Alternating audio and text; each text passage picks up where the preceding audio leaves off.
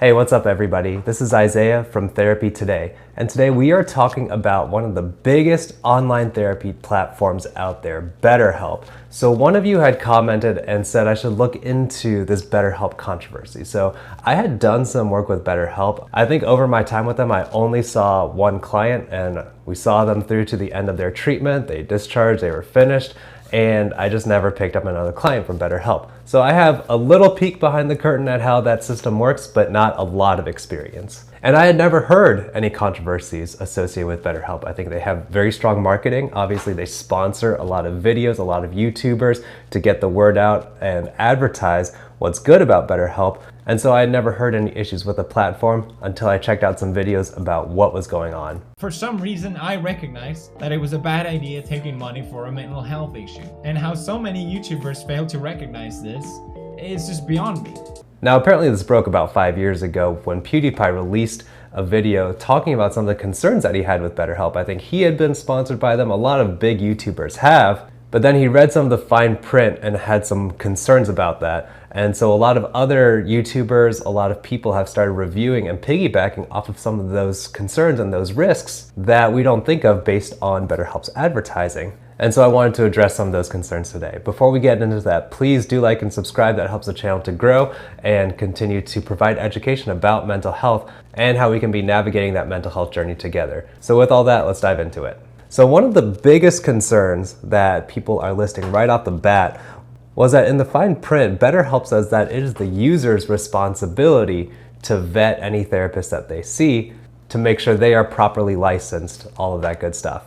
And I believe since I checked out BetterHelp's website for researching this video, I think the language has been changed. I know that when I was onboarding with them, I did have to submit a copy of my license and some identification to establish who I was claiming to be. That being said, it didn't seem like the verification process took all that long, and so maybe there wasn't a lot of vetting going on behind the scenes beyond just asking me to submit something that looked kind of official. That being said, there is somewhat of a lack of accountability with BetterHelp because from what I heard from the reviews, when people would complain about a therapist, there wasn't much recourse other than BetterHelp offering to pair them with somebody else who might work with them better. When you are seeing a therapist in a practice or even in a private practice where they're just working by themselves and for themselves, what happens is that you can submit a complaint to the Board of Licensing and they can have their license revoked. There can be malpractice suit if they're practicing in a way that exceeds the authority granted to them by their license by the state. And something that's very important for any mental health consumers to know is that you can always ask to see a practitioner's license. Whether they're a resident,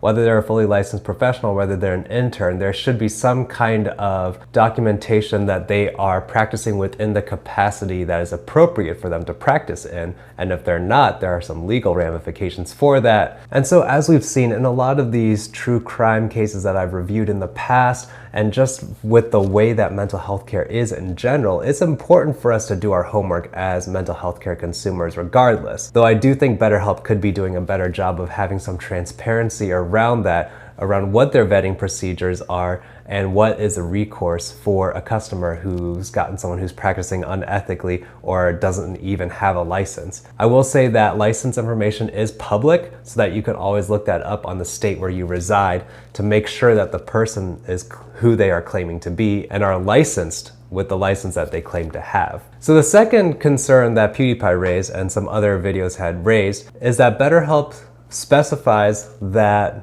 whatever is provided on BetterHelp is not considered a substitute for face-to-face therapy. And a lot of people that rub them the wrong way, but I do want to provide some context and clarification to that. It is true that online therapy is still an emerging field. It really only took off during COVID when there were all these lockdown procedures and we couldn't see people face to face, and so online therapy really took off. That being said, there is not a lot of research yet about the efficacy of online therapy, and that's why probably they have to be very careful to say that this is not therapy. A lot of the research that has been done on the efficacy of therapy was done obviously with face-to-face therapy because the online platform is still such a new field and such a new modality. There is some very early research that indicates that the Therapeutic Alliance, which is responsible for a lot of the benefits in therapy, can be fostered online through an online platform. But the caveat is that this is for less significant mental health disorders. So if we're talking about things like schizophrenia or bipolar disorder, a lot of this research does not yet apply to some of the more serious mental illnesses. And so again, a fuller context by BetterHelp would be helpful here to be able to say that even though this is not considered a substitute for face-to-face therapy, I think they're covering their butts by saying that the research doesn't fully back this the same way that it does face-to-face therapy so far, but that there is emerging research that for things like maybe depression and anxiety, this can be helpful, and it just can't be generalized to all mental health so far. Another concern that people raised is that BetterHelp can be expensive and you're not getting a lot for the money that you pay. So what I understand is that they go by a subscription model, which can be anywhere from $65 to $100 a week. And so you're looking at probably max $400 a month. And that will definitely add up if you're looking at that over the course of a year.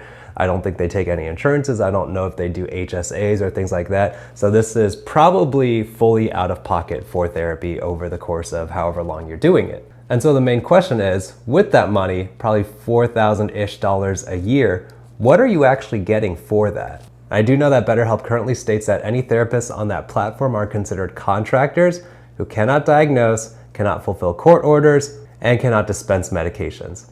For that third thing, no therapist can dispense medications anyway, unless they are psychiatrists, they have the MD. Even if you came to see me in person through all the normal channels, I couldn't give you medication anyway. So that's kind of a wash. I'm not concerned about that. That just relies on education about what different mental health professions, what we are able to do and not able to do. In terms of not being able to fulfill court orders, I take that to mean that if a judge tells you you have to do mandated substance abuse counseling, that this would not count towards that. And I guess that kind of makes sense because BetterHelp is not an employer, they're just contracting with therapists. They don't really vet what your specialties are, what you've had training in, and so it's hard for them to say that, oh yeah, this person can fulfill that requirement of court-mandated counseling. In terms of the diagnosing piece, I don't know what's up with that other than maybe that BetterHelp has not gone through the channels to become a healthcare organization, so that maybe they feel that there's some liability there if they have their contractors diagnosing. As a contrast, I am a contractor with the company that I work for, and I still do diagnose. But again, they are licensed as a healthcare organization, a private clinic or a private practice, that kind of thing. And so there's probably some more hoops to jump through, some more fees to pay to be licensed as such, so that their contractors can be providing those clinical and medical services. So I think that does bring up a fair concern, like what are you actually paying for? You're paying out of pocket that might be cheaper, that is relatively unpredictable by the reviews for the quality of therapists that you would get, as well as none of the structural benefits of seeing a counselor. That's like you can't fulfill any of the court mandated requirements if that is applicable in your case, or you can't get a diagnosis if you need it for school or for work or something like that. So I can see why people would be a little hesitant about paying out of pocket that has very little guaranteed by BetterHelp. And there might be even an argument to be made that you could see a resident for about the same amount of money or even less, and there would be a lot more structure and safety in place to be able to fall back on if they were to practice unethically. You could talk to their supervisor and you could register a complaint with the board if it becomes that egregious. And I will say that in my research, it turned out there were a lot of people who had a lot of bad experiences with BetterHelp as a platform. I will say, for context, that does happen in face-to-face interactions as well. So just because you see someone online or whether you see someone in person doesn't make you immune from that. But there are some specific concerns with BetterHelp and the structure that they provide for their contracted therapists that make that especially likely. I will say on the BetterHelp side, there should be some recourse for clients if you are having a terrible experience with a therapist, or if they're ghosting you or giving you unethical information or advice, or just treating the whole process unethically. There should be some recourse for refunds or taking that therapist off the platform. As far as I can tell, there is no way to make that happen. And so there is a concern about a lack of oversight from BetterHelp after they do the initial screening. It seems like it's fair game for any therapist on that platform, regardless of the results that they bring in. I will say there were a lot of people who mentioned that they were ghosted after their first session, and one of the unique features of the incentive structure for BetterHelp is probably contributing to that. What I mean by that is that they offer some huge bonuses for new clinicians who onboard. And what this means is that they offer hundreds of dollars, sometimes I think $1,000 or so, for referrals, for first-time clinicians signing up. And what that means is that you get paid that huge bonus after your first session with a client. And what that means is that you are incentivizing therapists to see that person for the first time and then not care afterwards, because their pay rate is actually pretty low unless you are seeing a ton of clients through BetterHelp, so you get paid more based on how many clients you are seeing. And so if you're only trying to get that initial bonus and then you realize, oh, I'm getting paid way less than I deserve for subsequent sessions, you're being incentivized to write off the follow-up sessions and not really be invested in them. And so a lot of people complain also that there were therapists who were doing chores in the background or just really not paying attention at all. And first of all, that's super unethical. Second of all, again, this is incentivized by the way that BetterHelp sets up their structure for getting new therapists on the platform. My thought that if BetterHelp is open to this, if they can change their incentive structure, sure, maybe they still want to encourage therapists to join with a big bonus at the beginning. Maybe you can raise the pay rate for therapists who have more and better reviews,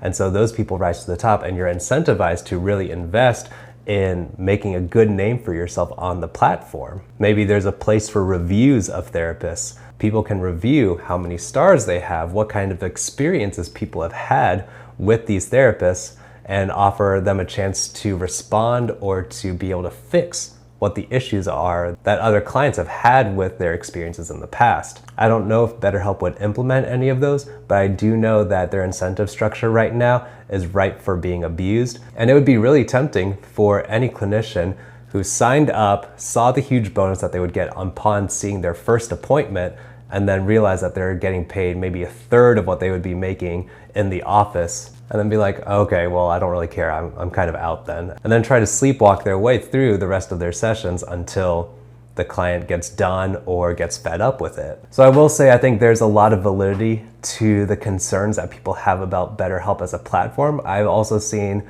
reviews where people have been matched with someone good and ethical, and that they enjoyed their experience and felt it was beneficial. And unfortunately, therapy face-to-face can be a similar kind of crapshoot, but I just feel like there are more recourses, more structure in place for if you see someone problematic in person than there are if you are on BetterHelp, which really seems to distance itself from its contractors and provide very little oversight to them. And speaking to counselors specifically who are considering going on BetterHelp to provide services, if you are gonna do that, please don't just treat it as a side hustle. Treat it as seriously as you would take any client in your office physically present in front of you, because these are people in need just the same as those clients who see you in your office. Don't treat it as like free money or a side hustle that you can kind of mess your way through, and if you do well, great, and if you don't, then it's not a big deal. These are people's lives and mental health that you're messing with if you treat it that way. One of the definite concerns that I had about BetterHelp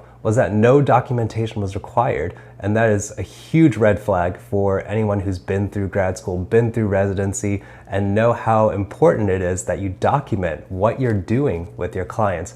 And so I would encourage any therapist, if you are going on BetterHelp, do it well, treat it the same way that you would any other job. Make sure you're documenting what are you doing in terms of treatment planning. What are your diagnostic impressions? Maybe you don't have the power to diagnose through BetterHelp, but you can still be talking through what do you think is going on with the client? What are you trying to do for that? Make sure you're providing evidence-based and research-based interventions so that you can provide the maximum benefit for them. Again, I think there are some structural issues with BetterHelp that incentivize kind of abusive behavior from therapists.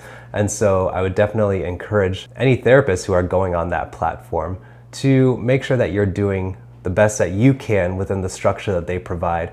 If you are someone who is seeking mental health support on BetterHelp, whether because of the accessibility or because of the relative cost, maybe it's cheaper for you, then by all means go ahead, but just know some of the options that you have going in, that you might not have a lot of options if you get paired with someone bad, except for switching to someone else and hoping that that works out. Know that there isn't a lot of recourse for getting refunds if you're meeting with someone who's unethical or not doing a good job. And always be willing to step out and say, I need someone different. I do have other videos talking about ways that you can afford therapy. So if cost is the main concern for you, there might be other recourses beyond going to BetterHelp if you're not comfortable with the platform. So like I said, I may not have the entire story when it comes to BetterHelp, and the PewDiePie video is probably 5 years old at this point, so BetterHelp may have changed some of how they work in the meantime. But based on what I read on their website and from video reviews, there are still some current issues that might leave the platform open for therapists who are mailing it in or who just want to make a quick buck. So definitely let me know in the comments below, what have been your experiences with online therapy, with BetterHelp in particular, if you've been on that platform,